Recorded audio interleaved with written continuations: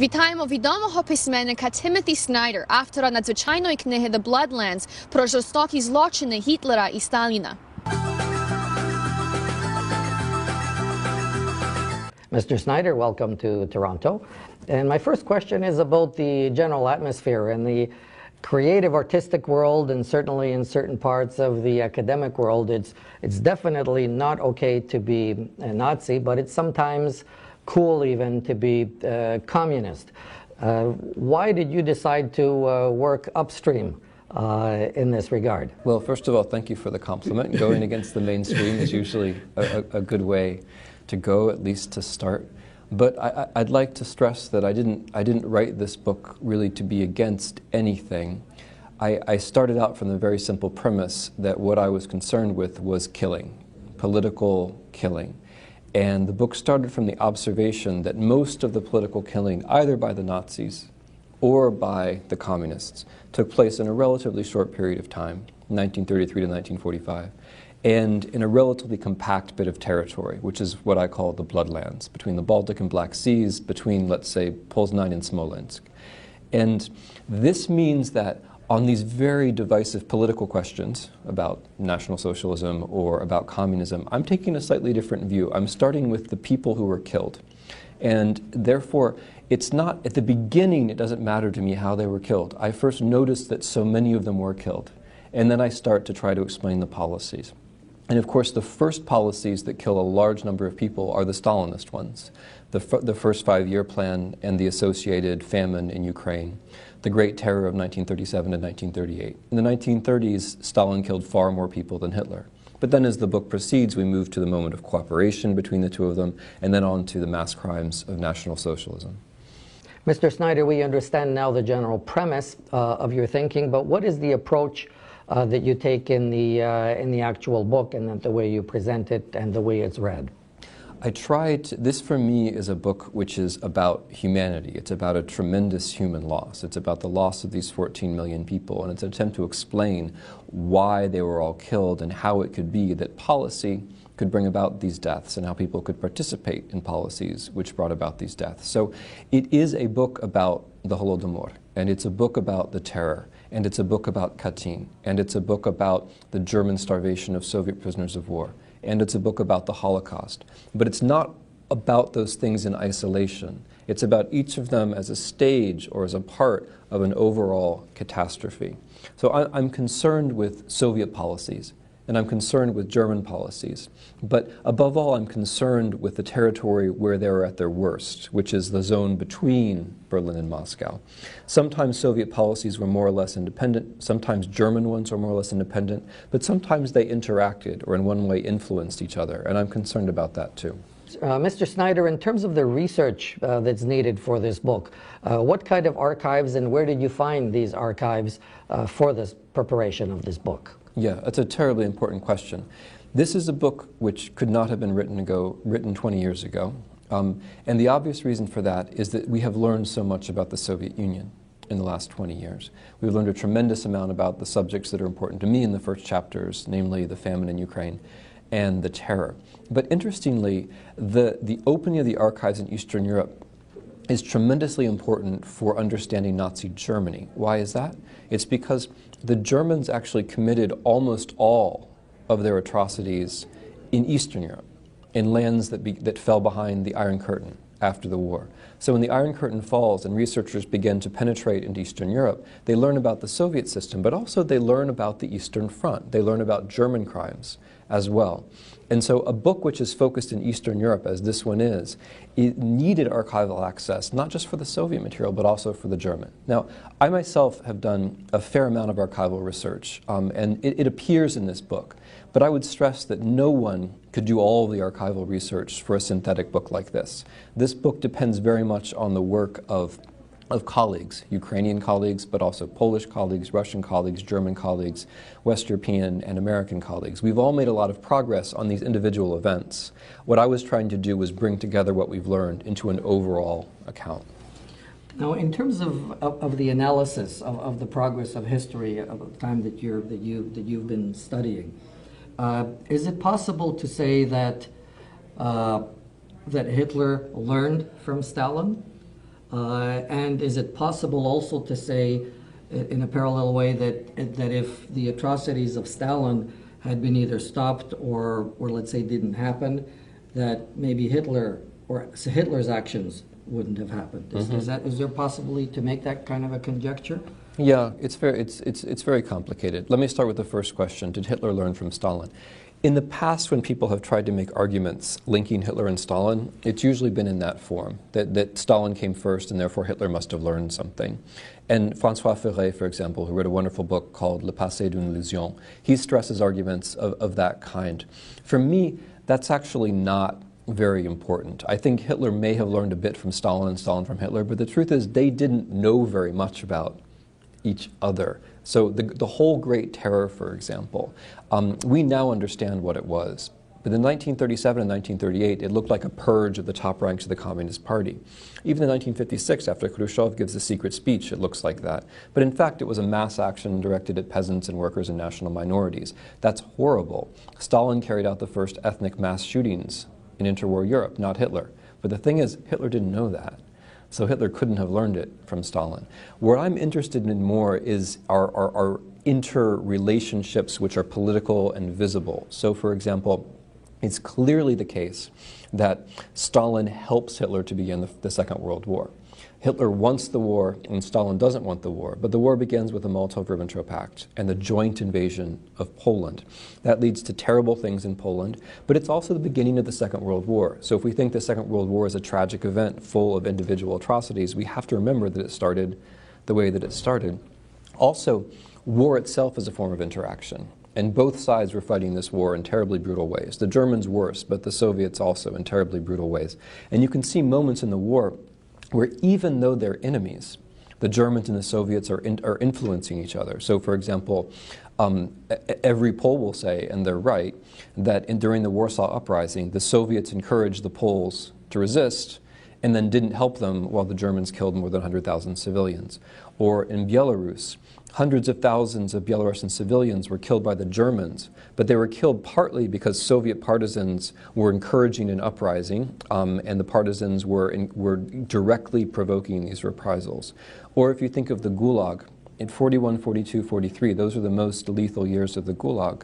Why did so many people die? Well, they were there because of Stalin, but they died because of Operation Barbarossa, which disrupted food supplies and logistics. So those people, all of them, are in some way victims of both Hitler and Stalin, and that's the kind of interaction that I'm more concerned with. Your second question, could there be National Socialism without communism? In some broad way, I think the answer is of course not, because fascism, all of the post-war movements of the radical right, they were all anti-communist. They all started with the Bolshevik Revolution. They all copied Lenin in some way, in that they liked the idea of the party state, right? So you can say that fascists and National Socialists learned from Lenin, that's clear. They liked the party state. And then they had the habit of treating their political enemies as being, every enemy to the left is a communist or is associated with the communists. So in that way, the Bolshevik Revolution enables far right-wing politics, and we can't forget that interaction. But I wouldn't want to go any further than that. Mr. Snyder, going back to the original premise of our conversation, where being Nazi is definitely bad and being communist sometimes considered to be almost cool, what do you think creates this sort of general atmosphere or understanding in today's modern world? Three things. The first is that the nature of National Socialism and communism are different. National Socialism is the idea that the members of a single race have the right and the duty and the ability not only to control Europe but to dominate the world just because of who they are, and that other races do not have the right to exist. And that's explicit. And there isn't much more content to the idea than that. Whereas communism, although of course it led to terrible destruction, and I would say it involved inherently terrible destruction of classes and peoples who were regarded as being not with the flow of history, it had other things involved in it too. There was the pursuit of social justice. There was the attempt to, at least at certain times, to create racial equality. So I would say that there are differences. I do not equate communism and National Socialism, and that's one reason why other people, I think rightly, don't equate them. Second reason, during the Second World War, the United States and the British were fighting as allies of Stalin against Hitler.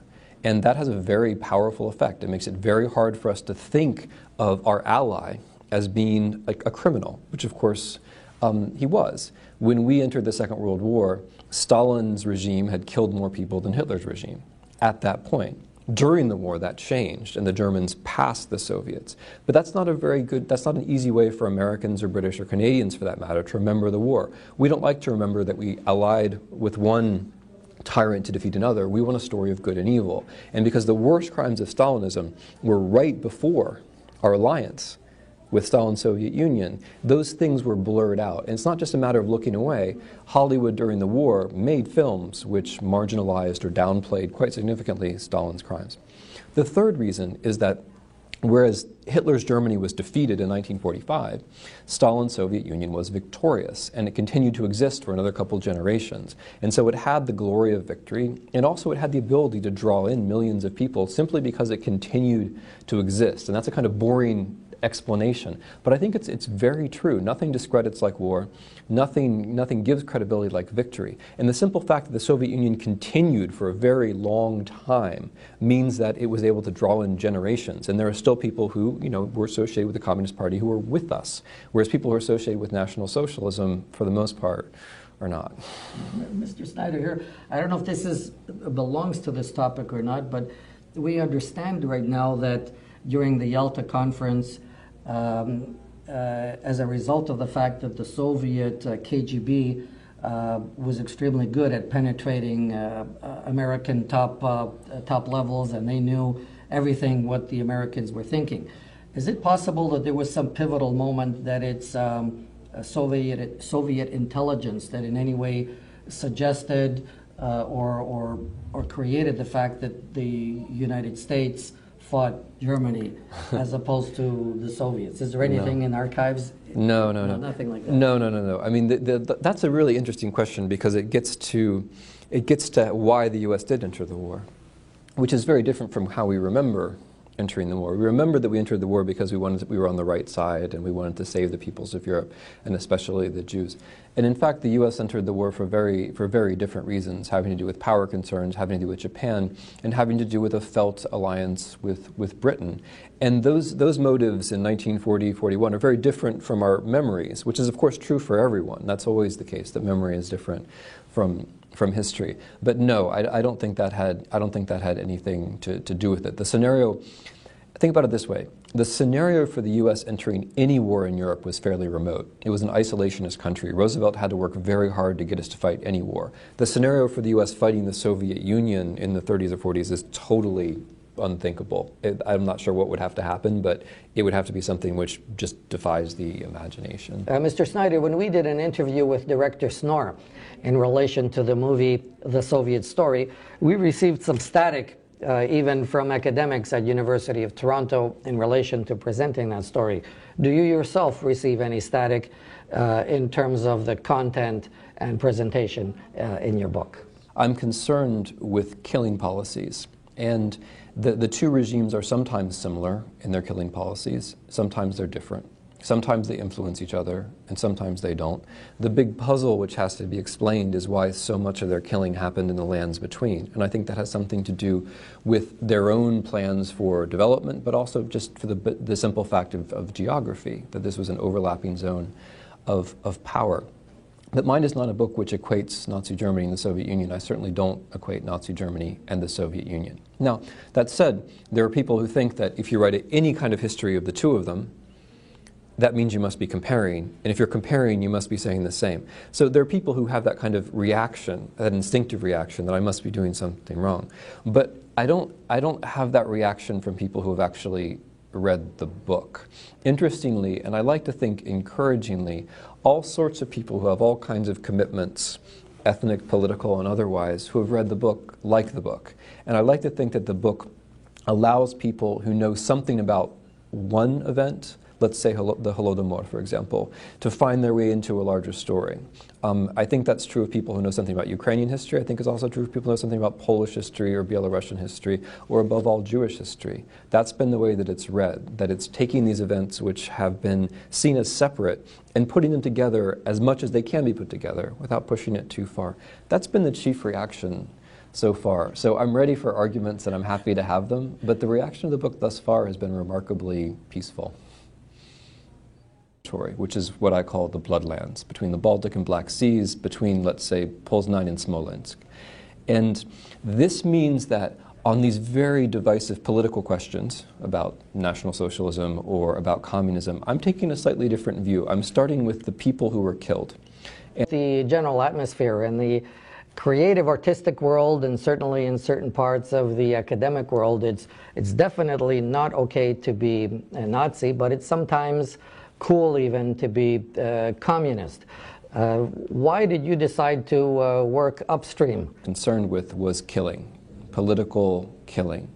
And the book started from the observation that most of the political killing, either by the Nazis or by the communists, took place in a relatively short period of time, 1933 to 1945, and in a relatively compact bit of territory. Вітаємо відомого письменника Тімоті Снайдер, автора надзвичайної книги «The Bloodlands» про жорстокі злочини Гітлера і Сталіна. Mr. Snyder, welcome to Toronto. And my first question is about in this regard. Well, first of all, thank you for the compliment. Going against the mainstream is usually a good way to go, at least to start. But I'd like to stress that I didn't write this book really to be against anything. I started out from the very simple premise that what I was